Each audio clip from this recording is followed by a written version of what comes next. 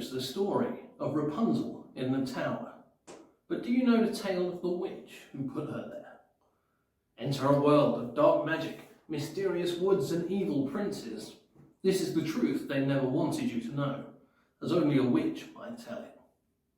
With her strange black eyes and even stranger fainting spells, Halewise is shunned by her village, and her only solace lies in the stories her mother tells of child-stealing witches, of princes in wolf skins, and of an ancient tower cloaked in mist, where women will find shelter if they're brave enough to seek it. Good day, readers and listeners, and welcome to this, another episode of Tom's Rapid Reviews, where each week we take a few minutes to read out a book review written by one of our fabulous Surrey Library staff. I give a bit of background and context surrounding the book and its author, and it's all done in the hope that you might be inspired to try reading or listening to something new this week. This week I've decided to cover a book that was released fairly recently and is proving popular. That book is The Book of Gothel by Mary McMine.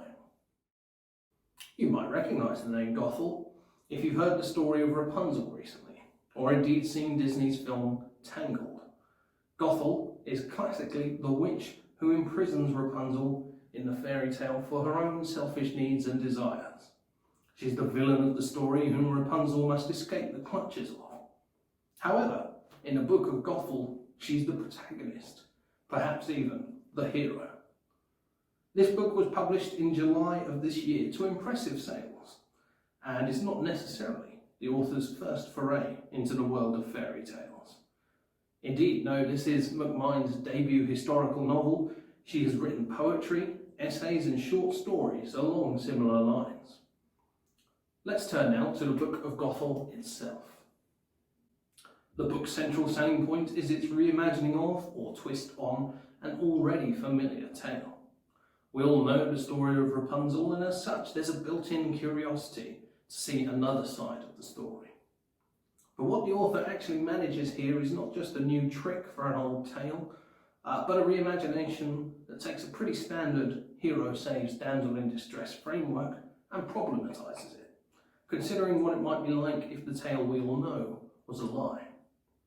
In the central character of Halewise, we get a humanised take on a previously one-dimensional villain, and the compassionate story reveals that the true evil at the heart of things is the superstition and sexism of the world the characters live in. The writing is compelling and draws you in emotionally. My only real criticism is that sometimes the central character's inner voice feels a little too modern. So, I'd like to give this book 4.5 out of 5. So there you have it. You can borrow the Book of Gothel from Surrey Libraries now. And I think it likely that the service will get more copies as the book continues to attract readers. But, I hear you ask, what else is there to sate readers of Gothic fairy tale fantasy in Surrey Libraries? Well, fair viewer, allow me to introduce you to a couple more titles. First of all, from personal experience, I can recommend you The Harpy.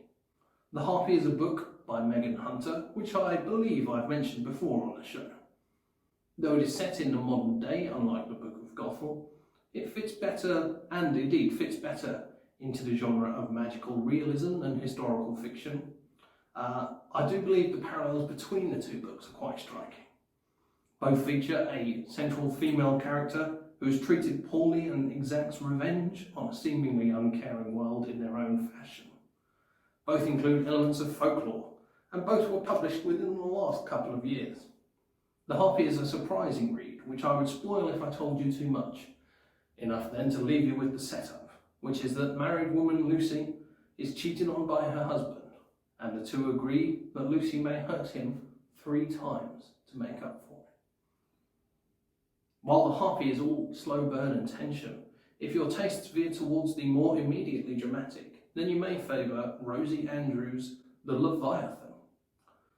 Like the Book of Gothel, The Leviathan is set in centuries past, this time in the 1600s, and features a lively story featuring a monstrous something, which must be fed and kept at bay by protagonist Thomas Treadwater. So that is about everything this week, readers and listeners. The books I've mentioned, as well as plenty more Gothic fantasy, are available at your local Surrey library, or indeed by using the Libby or BorrowBox apps that Surrey Library members get access to. If you've enjoyed this video, please do consider liking it and subscribing to the Surrey Library's channel and joining Surrey Library's Facebook. For now though, stay safe, borrow books, and we'll see you next time for another of Tom's Rapid Reviews.